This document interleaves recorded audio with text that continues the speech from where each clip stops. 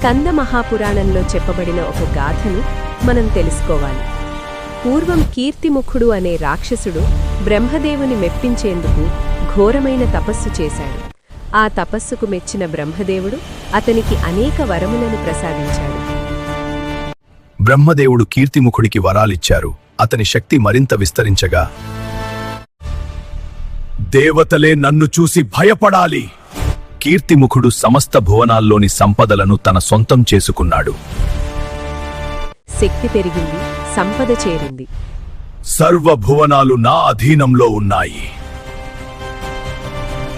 అతని బలపరాక్రమంతో సమస్త భువనములలోని సంపదలను తన సొంతం చేసి, కాని అదే శక్తి అతని హృదయంలో అహంకారాన్ని, దురాశను పెంచింది. ఈ జగన్మాత నా శక్తికి తగినదే, ఆమెను పొందాల్సిందే. చివరకు పరమశివుని పత్ని అయిన జగన్మాతను కూడా పొందాలని ఆశించాడు. నీ దురాశకు ఇదే శిక్ష.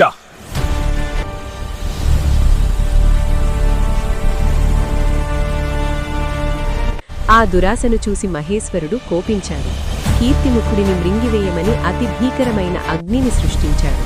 పరమేశ్వరుని ఆజ్ఞ మేరకు ఆ జ్వాలాగ్ని కీర్తిముఖుడిని తరమసాగింది. మరణం లేకుండా వరం పొందిన శివుని ఆజ్ఞకు ఎదురు నిలవలేక ఆ అగ్ని తనను ఎక్కడ దహించివేస్తుందో అనే భయంతో కీర్తిముఖుడు అన్ని లోకాలలో పరుగులు తీస్తూ తిరిగాడు.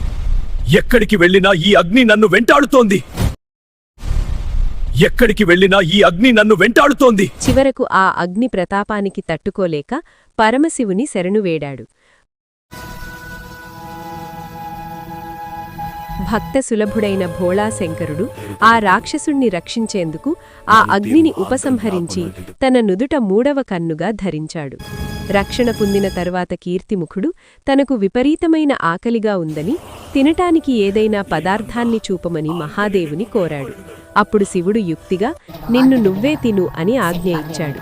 శివుని ఆజ్ఞ మేరకు కీర్తిముఖుడు మకర రూపం ధరించి,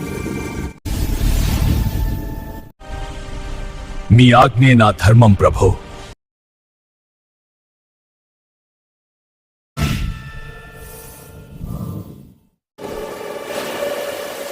తన తోక భాగం నుంచి ప్రారంభించి కంఠం వరకు తనను తానే భక్షించాడు. కాని తన తలను తానే ఎలా తినాలో అతనికి తెలియలేదు. అతని ఆకలి ఇంకా తీరలేదు. మళ్లీ శివుణ్ణి ప్రార్థించాడు. ప్రభో, ఇంకా నా ఆకలి తీరలేదు. ఆ ప్రార్థనను ఆలకించిన పరమశివుడు ఈనాటి నుంచి దేవాలయాలలో తోరణ మధ్య నివసించు. దైవదర్శనానికి వచ్చే భక్తులలో ఉండే అహంకారాన్ని, దురాశను, దుష్ట వికారాలను నీవే భక్షిస్తూ ఉండు. నీవు అందరికీ పూజనీయుడవు అవుతావు అని వరమిచ్చాడు.